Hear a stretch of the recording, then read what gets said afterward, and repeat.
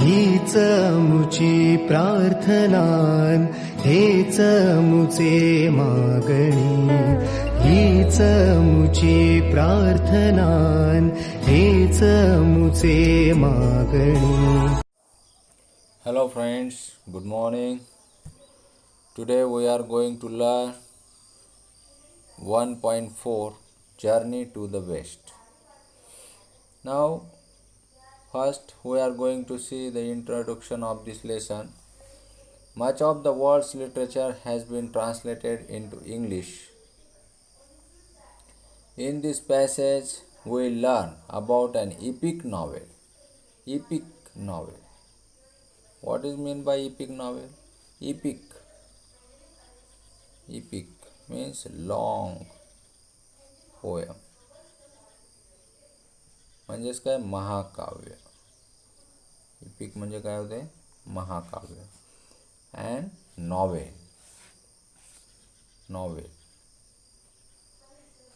म्हणजेच काय होते? नॉवेल म्हणजे कादंबरी.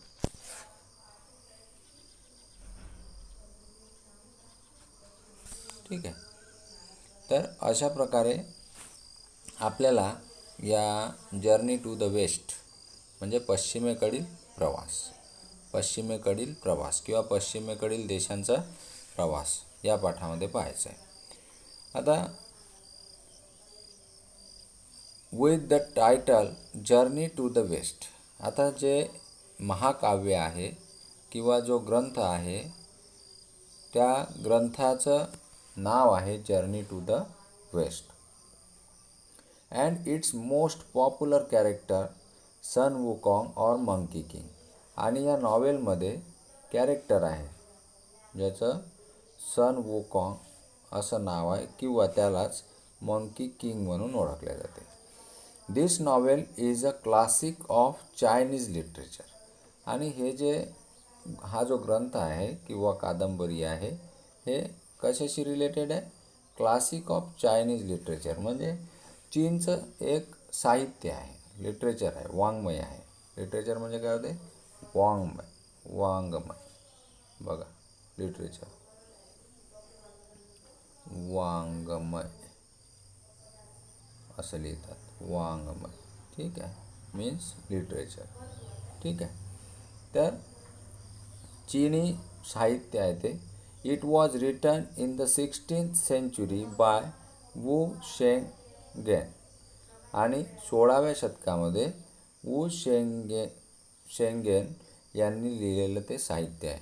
Does the passage remind you of a few things you read in your history textbook last year.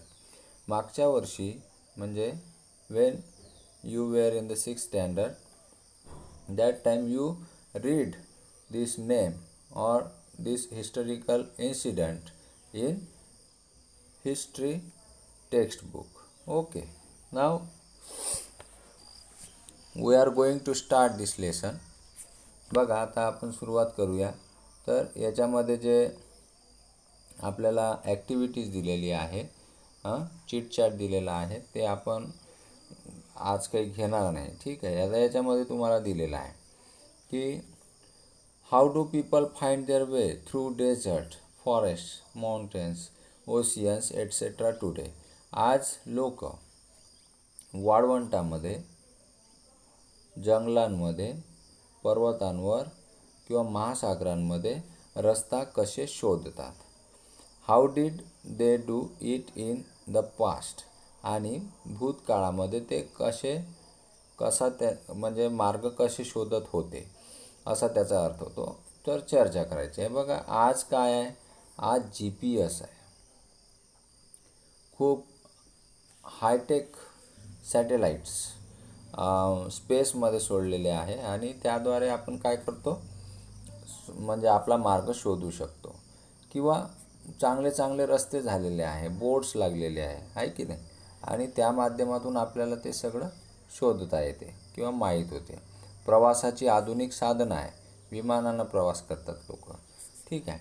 परंतु 16व्या शतकात किंवा त्याच्या आधीच्या काळात जेव्हा युआन स्वांग भारतामध्ये आले तेव्हा मात्र असं कोणतेही साधन नव्हतं, म्हणजे पायदळ प्रवास करावा लागत होता किंवा घोड्यावरून प्रवास करावा लागत होता. तर असं आपल्याला आता तुम्हाला तेव्हा ते लोक कोणत्या साधनांचा वापर करत होते यावर तुम्ही चर्चा करायची आहे. ठीक आहे. Read the following statement and say whether each one is historical or fictional. बघा, हिस्टॉरिकल म्हणजे ऐतिहासिक आणि फिक्शनल म्हणजे काल्पनिक. फिक्शनल म्हणजे काय? काल्पनिक. काल्पनिक लक्षात ठेवा सर.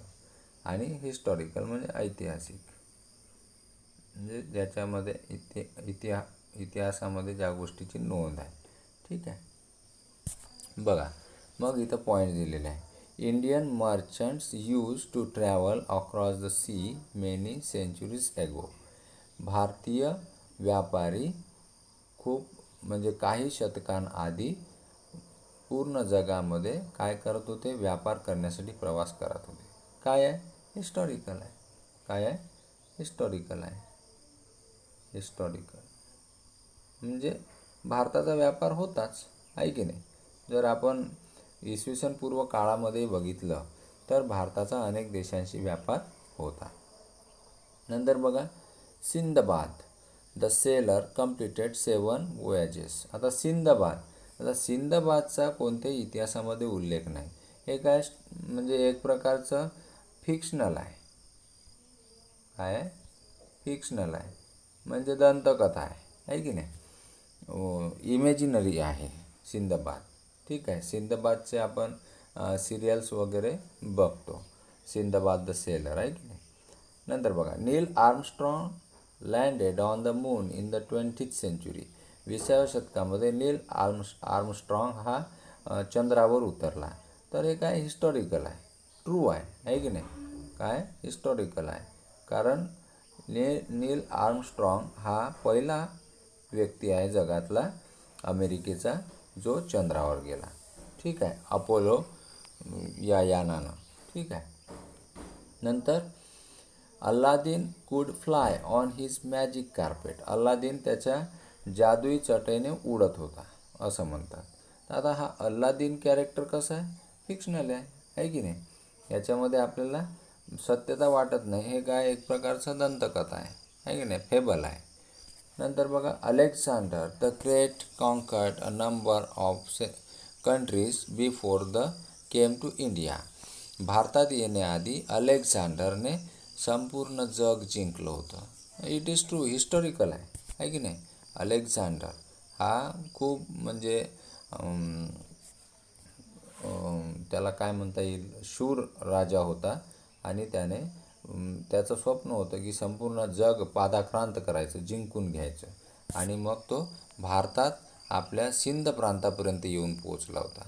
ठीक आहे. इतिहासामध्ये मध्ययुगीन भारताच्या इतिहासामध्ये याची नोंद आहे. ठीक आहे. मेडिएवल हिस्ट्रीमध्ये.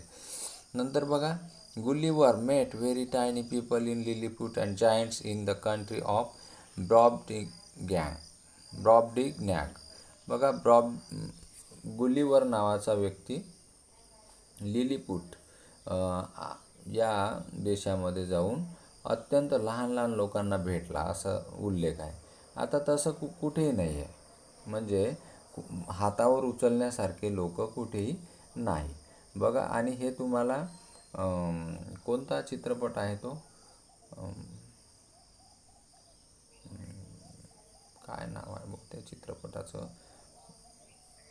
तुम्ही बघितला असेल तो चित्रपट. एकदम छोटे छोटे लोक असतात आणि माणूस खूप मोठा असतो. मी आठवल्यावर सांगन तुम्हाला त्या चित्रपटाचं नाव. ठीक आहे. नंतर बघा, देअर्स अ मॅन, म्हणजे हे काय? फिक्शनल आहे. काय आहे? फिक्शनल आहे. असं लिहायचं आहे, फिक्शनल की historical. There's a man in the moon who watches what's going on the earth. ठीक आहे. असं म्हणतात की चंद्रावर एक माणूस आहे आणि तो सतत पृथ्वीवर पाहत असतो. तर काय? फिक्शनल आहे. चंद्रावर कोणी नाही आहे म्हणजे सजीव सृष्टीच नाही आहे. There is no living thing. Okay. Emperor Ashoka empire stretches from the modern day Afghanistan to Bangladesh. तर आजचे जे अफगाणिस्तान आणि बांगलादेश आहे, सम्राट अशोकांनी काय केलं? मार्गाने जोडलं तर हे काय हिस्टॉरिकल आहे. ठीक आहे. अशा प्रकारे हे चिटचॅट आहे, डिस्कशन आहे. ठीक आहे. आता आपण सुरुवात करूया आपल्या लेसनला. बघा, समजून घ्यायचं आहे, टेक्स्टबुक आपल्यासोबत ठेवायचं आहे. When we read the word Journey to the West, जेव्हा आपण हे शब्द ऐकतो, पश्चिमेकडील प्रवास, we naturally start thinking about a journey to western countries like England and America. तेव्हा आपल्याला असं वाटते की आपला प्रवास पाश्चिमात्य देशांशी होत आहे, जसं जणू काही इंग्लंड आणि अमेरिका. ठीक आहे. कारण आपल्यासाठी इंग्लंड आणि अमेरिका हे काय पाश्चिमात्य देश आहे, पश्चिमेकडील देश आहे. कोणासाठी? For India. But west is a relative term. परंतु पश्चिम हा जो शब्द आहे हा कसा आहे? रिलेटिव्ह आहे, म्हणजे सापेक्ष आहे. सापेक्ष म्हणजे काय? तर जो देश ज्या ठिकाणी आहे त्या ठिकाणी राहून इतर देश त्याच्या कोणत्या दिशेत आहे त्यानुसार. जसं आपण इंडिया आहो तर आपल्याला इंग्लंड आणि अमेरिका काय आहे? पश्चिमेकडील देश आहे. समजलं की नाही? म्हणजे भारताच्या पश्चिमेकडे आहे. भारताच्या जर पूर्वेकडे जर आपण पाहिलं तर आपल्याला काय दिसेल? पूर्व किंवा ईशान्य दिशेला जर पाहिलं तर काय दिसेल आपल्याला? चायना दिसेल, भूतान दिसेल, आहे की नाही? आणि जर पूर्वेकडे पाहिलं तर काय दिसेल आपल्याला? बांगलादेश दिसेल, आहे की नाही? दक्षिणेकडे पाहिलं तर काय दिसेल आपल्याला? श्रीलंका दिसेल. म्हणजे भारतात राहून जर आपण ठरवलं तर आपल्यासाठी ते देश आपापल्या दृष्टीनं त्या दिशेत असतात, आणि त्यांच्या देशातून पाहिलं तर आपला देश वेगळ्या दिशेनं राहू शकतो. ठीक आहे. म्हणजे आपल्याला जे देश पश्चिमेकडे आहेत तर पश्चिमेकडील देशांना ते देश काय राहू शकते? पूर्वेकडे राहू शकते, आहे की नाही? असं तो म्हणजे रिलेटिव्ह आहे, सापेक्ष शब्द आहे तो त्या ठिकाणावर राहून विचार करावा लागतो. For countries to our east. आता जे आपल्यापासून जे देश काय पूर्वेकडे आहे, पूर्वेकडील देशांना भारत काय आहे? पश्चिमेकडे आहे. We are the west. आणि म्हणून आपण काय आहे? त्यांच्यासाठी पश्चिम आहोत, आणि ते आपल्यासाठी काय आहे? पूर्व आहे. This particular journey that we are going to read about was actually a journey from China to our country. China to our country. बघा, लक्षात घ्या. चायना टू आवर कंट्री म्हणजे चीनमधून आवर कंट्री म्हणजेच काय? इंडिया. आपला देश कोणता आहे? इंडिया. चीनपासून भारताचा जो प्रवास आहे त्या प्रवासाला काय म्हटलं आहे? जर्नी टू द वेस्ट असं म्हटलेलं आहे. बघा मग, it was made by the famous 7th century traveller Yuan Chwang. 7व्या शतकामध्ये, बघा 7व्या शतकामध्ये युआन श्वांग नावाचा जो प्रवासी होता, चीनी प्रवासी, त्याने चीनमधून भारतात प्रवास केला, आणि ते प्रवास वर्णन म्हणजे Journey to the West. In those days travelling from China to India was not an easy task. त्या काळामध्ये चीनमधून भारतात येण्याचा जो प्रवास होता ते काही फार सोपं काम नव्हतं. बघा, इझी टास्क म्हणजे काय होते? वर्क, काम. ठीक आहे. One had to travel thousands of miles on foot on horseback. हजारो मैलांचा प्रवास पायी, फूट, और हॉर्सबॅक म्हणजे घोड्यावर बसून, sitting on the horse. Crossing desserts, वाळवंट पार करून. क्रॉसिंग स्नो क्लॅड माउंटेन्स, बर्फाने आच्छादलेले पर्वत पार करून. क्रॉसिंग स्ट्रेंज म्हणजे अपरिचित, अज्ञात प्रदेशातून प्रवास करणं. अनफॅमिलियर रिजन्स, अपरिचित प्रदेश. ठीक आहे. Using roads where bandits and robbers roamed. बघा, असे रस्ते ज्या रस्त्याने बँडिट्स म्हणजे दरोडेखोर, हल्लेखोर, किंवा रॉबर्स, दरोडेखोर. बँडिट आणि रॉबर्स याचा दोन्हीचा अर्थ काय होतो? दरोडेखोर असाच होतो. ठीक आहे. किंवा लूटमार करणारे, असे ते ज्या रस्त्याने असायचे अशा रस्त्याने प्रवास केला युआन श्वांग यांनी. Who would do it. कोण करेल? एवढा जीव धोक्यात टाकून प्रवास कोणी करतो का? नाही. But Yuan Chwang had a dream. परंतु युआन शॉंगचं एक स्वप्न होतं. कोणतं स्वप्न होतं? He wanted to take Buddhist scriptures from India. त्याला काय करायचं होतं? भारतामधून बौद्ध साहित्य, बघा स्क्रिप्चर्स म्हणजे काय? लिटरेचर, हस्तलिखिते, बौद्ध हस्तलिखिते भारतामधून कुठे न्यायचं होतं? To his homeland in China. त्याच्या मातृभूमीत, होमलँड म्हणजे चीन या त्याच्या मातृभूमीत न्यायचे होते. It was like a pilgrimage. आणि हे एक प्रकारचं काय होतं? पिलग्रिमेज. पिलग्रिमेज म्हणजे तीर्थयात्रा. आधी तीर्थयात्रा, पिलग्रिमेज. ठीक आहे. Yuan Chwang undertook the long and difficult journey to follow his dream. Yuan शॉंगने हा प्रवास म्हणजे हा कठीण प्रवास त्याचं स्वप्न पूर्ण करण्यासाठी केला. For 17 long years. आणि त्याला यासाठी 17 वर्ष लागली. किती वर्ष लागली? 17 वर्ष. He kept on travelling. तो सतत प्रवास करत राहिला. Suffering many hardships on the way. त्याला मार्गामध्ये अनेक अडचणींचा सामना करावा लागला. He travelled across the Gobi desert. त्याने गोबी, बघा गोबी डेझर्ट म्हणजे जगातलं सगळ्यात मोठं वाळवंट. जगातलं सगळ्यात मोठं वाळवंट म्हणजे Gobi desert. Then along the Tianshan mountain range. Tianshan पर्वतरांगा म्हणजे चीनला लागून असलेल्या काय पर्वतरांगा त्याने पार केल्या. And on along the silk road. आणि सिल्क रोड म्हणजे रेशीम मार्ग, जो म्हणजे 4 देशांना जोडतो. आधीचा म्हणजे स्वातंत्र्यपूर्व आपलं त्याला काय म्हणू आपण, प्राचीन काळामध्ये असणारा हा सिल्क रोड किंवा मध्ययुगीन काळामध्ये हा सिल्क रोड मुघल बादशाहांनी बांधलेला होता.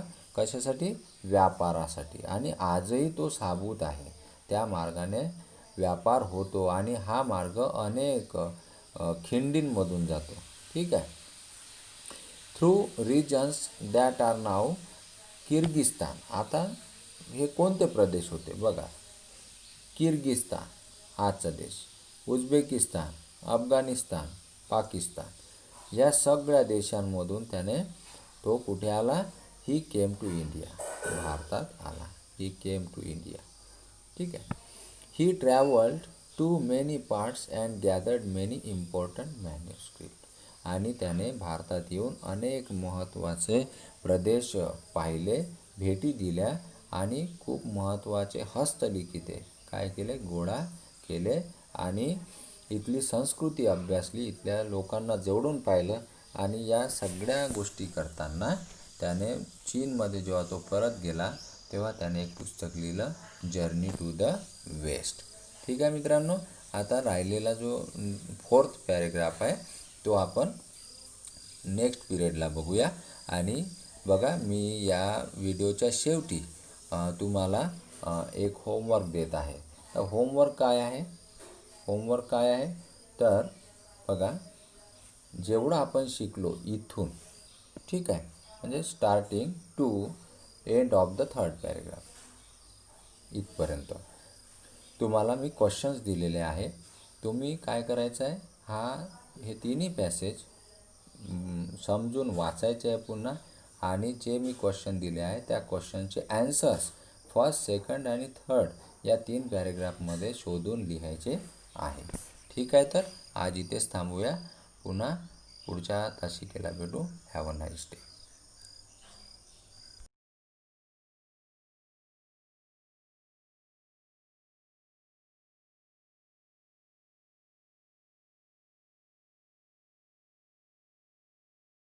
हीच मुची प्रार्थनान, हेच मुचे मागणी. हीच मुची प्रार्थनान, हेच मुचे मागणी. माणसाने